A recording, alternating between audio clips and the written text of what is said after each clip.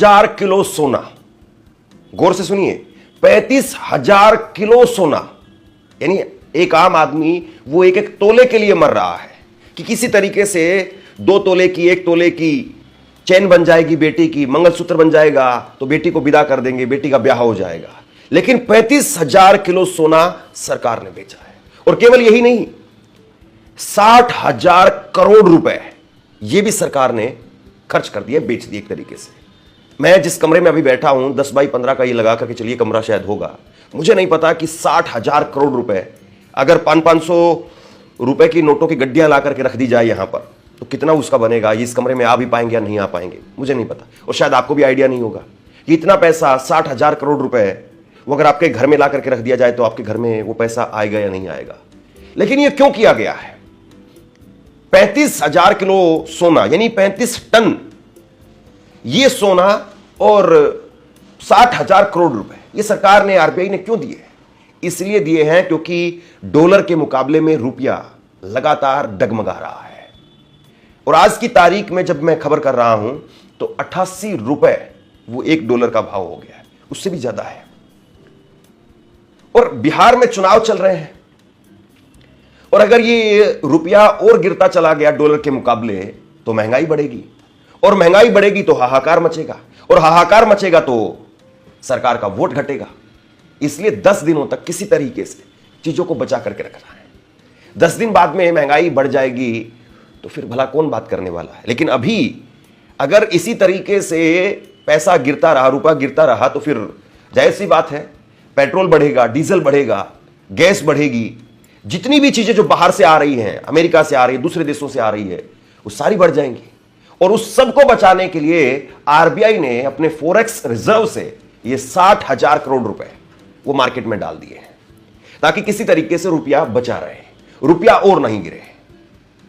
ये सोचिए कि एक तरफ चुनाव में हम बात कर रहे हैं कि 500 रुपए में वोट खरीद लिया, एक शराब की बोतल में, मुर्गे में वोट बिक गया, दूसरी तरफ बात होती है कि 5 किलो हम अनाज दे रहे हैं। लेकिन इतनी बड़ी खबर पर क्या कोई बात कर रहा है?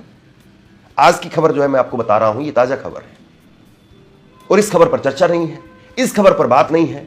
और जिस वक्त में, एक वक्त में कहा जाता है कि मनमोहन सिंह जिस वक्त में वित्त मंत्री थे उस वक्त में भी तो सोना बेचा गया था, कांग्रेस की सरकार थी उस वक्त में भी सोना बेचा गया था।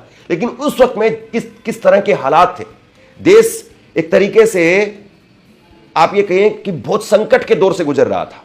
उस वक्त में भी अगर अनुपात के हिसाब से, रेशो के हिसाब से अगर आप बात करें तो इतना सोना उस वक्त में भी नहीं गया था जितना सोना आज जा रहा है, जितना सोना आज बेचना पड़ रहा है। और आज तो हम विश्व गुरु हैं साहब, तो जब हम विश्व गुरु बन गए हैं तो फिर भला ये सोना बेचने की नौबत क्यों आ रही है? फिर सोने को क्यों बेचा जा रहा है? फिर ये 60,000 करोड़ रुपए क्यों डालना पड़ रहा है? हालांकि आप इसको ये भी कह सकते हैं कि ये एक रणनीतिक कदम है, यानी सरकार ऐसा करके अपने पैसे को, अपने रुपए को बचाने का काम कर रही है, और जब चीजें थोड़ा संभल जाएंगी, ठीक हो जाएगी तो सरकार मार्केट से वापस ले लेगी।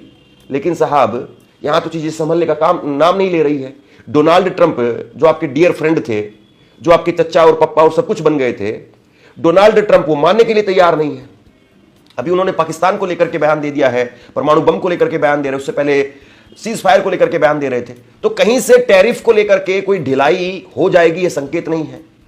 तो ऐसे में भला फिर क्या गारंटी है कि ये चीजें संभल जाएंगी? और अगर सरकार ऐसे ही बेचती रही, ऐसे ही सोना और पैसा, रुपया वो अगर लगाती रही तो फिर बताइए कि और हालात खराब होंगे तो सरकार क्या करेगी?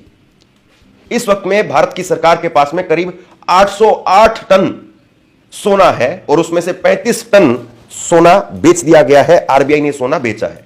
इसे गोल्ड रिजर्व 105 अरब डॉलर का रह गया है।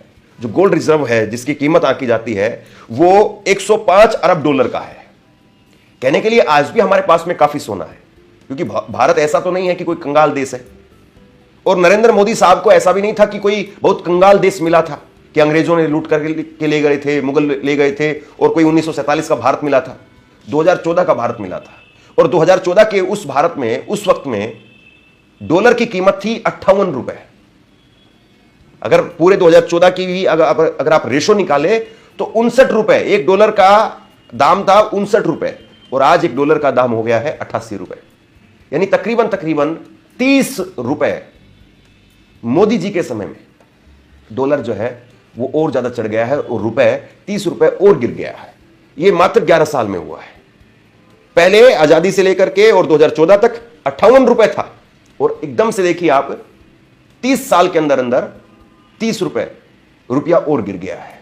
24 अक्टूबर 2025 को खत्म हुए हफ्ते में भारत का फॉरेक्स रिजर्व 6.92 अरब डॉलर घट गया।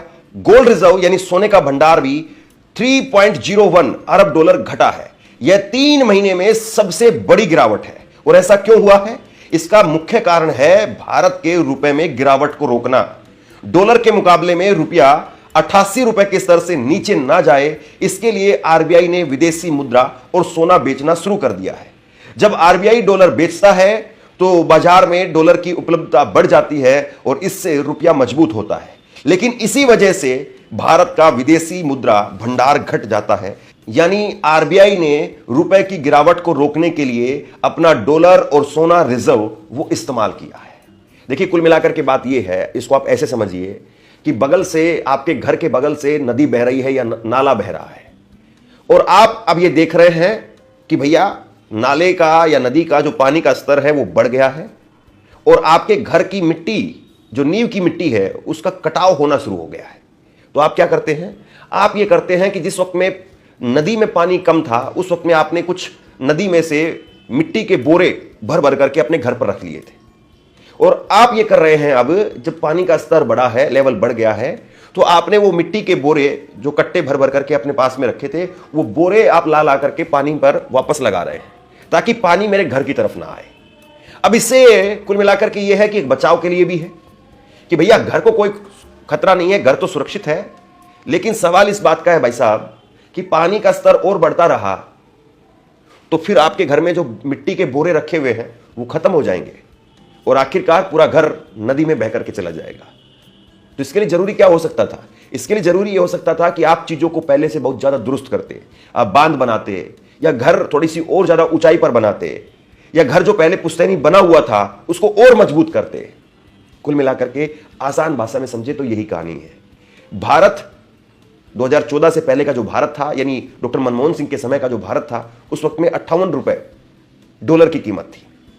मोदी साहब को चाहिए था कि वो उसको 38 पर ले आते, 40 पर ले आते, 48 पर ले आते, 50 पर ले आते। हालांकि ये तो कहते थे कि हम डॉलर का दाम और कम करेंगे, लेकिन वो कम होने की जगह पर 10-5 रुपए अगर कम होता तो आज हम कहीं ज्यादा होते, सरकार कहीं और बेहतर तरीके से काम कर रही होती। लेकिन 30 रुपए डॉलर का दाम बढ़ गया। यानी जो पानी पहले आपके घर के 5 फीट दूरी से बहता था वो अब आपके बिल्कुल नींव में आकर के टक्कर लगा करके बह रहा है। तो खतरा ज्यादा है। और अगर ये पानी नहीं रोका गया, या फिर आपके पास में जो बोरे रखे हुए हैं मिट्टी के, अगर वो खत्म हो गए तो फिर कोई बच नहीं सकता है, इस खतरे को कोई टाल नहीं सकता है। मैं फिर भी कहूंगा कि भारत अभी बहुत मजबूत कंडीशन में है, लेकिन सरकार पर सवाल है कि आप अपने पुश्तैनी चीजों को बेच बेच करके, या जो पहले का भंडार है उसको बेच करके आप इतना सब कुछ कर रहे हैं। और वो कहानी जिसको लेकर के मनमोहन सिंह और उस वक्त की कांग्रेस की सरकार को बदनाम किया जाता है, 33 साल पहले 1991 में जब चंद्रशेखर की सरकार थी केंद्र के अंदर, उस वक्त में देश की बैलेंस शीट काफी गड़बड़ा गई थी, ये सच है। और उस वक्त में आरबीआई के पास में आयात बिल जमा करने के लिए भी पैसे नहीं थे, और इस कमी को पूरा करने के लिए आरबीआई को 40.91 टन सोना वो बैंक ऑफ इंग्लैंड के पास में गिरवी रखना पड़ा था। इस सोने से तब 40 करोड़ डॉलर की रकम इंग्लैंड और जापान से लेनी पड़ी थी, और उस वक्त में मनमोहन सिंह देश के वित्त मंत्री थे। तो समझिए जरा इस बात को, 33 साल पहले मनमोहन सिंह वित्त मंत्री थे, प्रधानमंत्री थे चंद्रशेखर, और उस वक्त में भारत की सरकार ने या आरबीआई ने 46 टन सोना बेचा था। 46 टन। और आज कितना बेचा है? 35 टन। खबर आपको समझ में आई? उस वक्त में इतने खराब हालत थे, उस वक्त में हमने 40 टन सोना बेचा था, जबकि उस वक्त में सोने की कीमत बहुत कम थी। आज तो सोने की कीमत भी करीब 1.25 लाख के आसपास है। तो उस वक्त में जब सोने की कीमत कम थी तब भी 40 टन सोना बेचा, और आज 35 टन बेच रहे हैं। इससे आपको शायद वजन महसूस हो रहा होगा कि यह खबर कितनी जरूरी है और इस खबर को समझना कितना जरूरी है। और सबसे बड़ी बात यह है कि इस सरकार पर पहले भी आरोप लगते रहे कि इसने आरबीआई के पास में जो सरप्लस पैसा होता है, उस सरप्लस पैसे को भी पहले निकाला है कि भैया सरप्लस पैसा है तो सरप्लस पैसे को दे दीजिए। अभी कुछ दिन पहले खबर आई थी कि एलआईसी का पैसा वो अडानी को बचाने के लिए लगा दिया गया, लेकिन फिर एलआईसी ने, सरकार ने कहा, अडानी ने कहा कि नहीं नहीं ऐसा कुछ नहीं है, आरबीआई एलआईसी को तो प्रॉफिट ही हुआ है। अब प्रॉफिट कितना हो रहा है, कितना नहीं हो रहा है, महंगाई कितनी बढ़ी है, कितनी घटी है, हम बिहार चुनाव अभी कवर कर रहे हैं। जहां पर भी जाते हैं लोग महंगाई को लेकर के रोना रोते हैं कि महंगाई बहुत है साहब। अगर यही डॉलर अगर 58 रुपए से आज घट करके 48 रुपए पर होता, ज्यादा नहीं, कम से कम 48 होता, तो आज आप सोचिए कि डीजल पेट्रोल जो आप 100 रुपए खरीद रहे हैं, वो डीजल पेट्रोल आपको उस वक्त में, पहले मनमोहन सिंह के समय पर 60 रुपए था और कच्चे बैरल की कीमत भी उस वक्त में ज्यादा थी, लेकिन तब भी 60 रुपए मिल रहा था। फिर भी आज कम से कम यह माना जा सकता था कि सरकार जो है वो 50-60 रुपए पेट्रोल बेचती। आज पेट्रोल में, डीजल में एथेनॉल मिलाया जा रहा है 20% के आसपास, और ये नितिन गडकरी ने कहा था कि एथेनॉल हम मिलाएंगे और एक वक्त में ऐसा आएगा कि 55 रुपए पेट्रोल डीजल आपको मिलने लगेगा। वो एथेनॉल भी मिला रहे हैं। एथेनॉल की वजह से एक रिपोर्ट सामने आई कि हमारी गाड़ियों का जो इंजन है, जो पुरानी गाड़ियां हैं, जो उस हिसाब से नहीं है, जो उनका इंजन की मैन्युफैक्चरिंग वैसे नहीं है, वो भी नुकसान झेल रहे हैं। कुल मिलाकर के ये है कि सरकार दोनों हाथ से लगी हुई है। हम डीजल पेट्रोल में, बाजार में खर्च करके सरकार को पैसा दे रहे हैं भर भर करके। सोने के दाम वो आसमान में है, चांदी के दाम वो आसमान में है, शादी ब्याह का मौका है। और इससे पहले तो सोना और आग उगल रहा था, तब लोगों को लगा कि सोना 1.5 लाख पार कर जाएगा और लोगों ने वही महंगे भाव का सोना खरीदा। अभी सोना थोड़ा सा कम आया है।